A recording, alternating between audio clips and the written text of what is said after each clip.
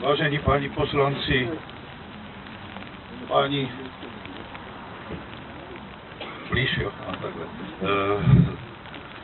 členové Pražského diplomatického sboru, zahraniční hosté, vážení přítomní, soudružky a soudruzi.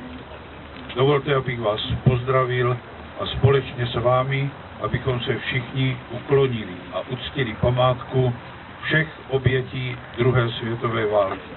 Všech říkám proto, protože toto místo je tím místem, kde proběhla už bohužel, tak říkají, v mírové době poslední bitva druhé světové války. O to je to strašnější, že už byly oba akty bezpodmínečné kapitulace s Německem byly právní moci. Nezapomínejme nikdy my, ani generace příští, že to byla především sovětská rudá armáda, která nesla největší tíhu celé druhé světové války. Že to byla ona, která rozdrtila, zničila 3/4 bojového potenciálu německé fašistické armády.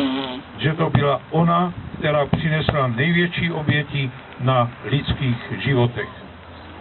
Naše svoboda byla vykoupena obrovskými životními ztrátami a těmto lidem vždycky, i když mnohých jsme samozřejmě neznali, ale těmto lidem vždycky musíme být vděční za to, že jsme na světě, že můžeme tady žít a že můžeme dávat život i těm našim potomkům, našim příštím generacím.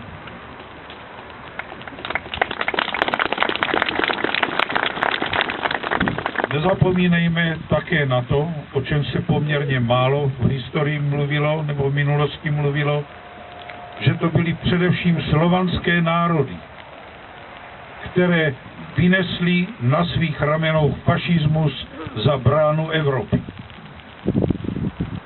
Ano, můžou někteří namítat, že některé slovanské národy, Bulharsko, Chorvatsko, ale i Slovensko, že byli členy OSI, že tudíž sloužili Němcům, německé říši.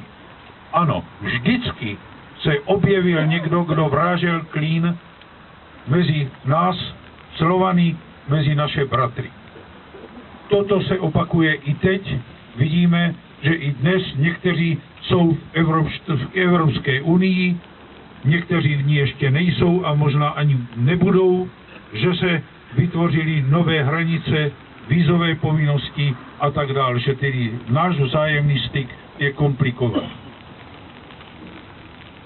Já tohle připomínám všechno proto, že nejenom druhá světová válka, ale byly to i konflikty válečné předtím. A my si za 2 měsíce vzpomeneme 600. výročí vítězné bitvy Slovanů u polského Grunwaldu, kdy sjednocení Slované porazili řád německých rytířů.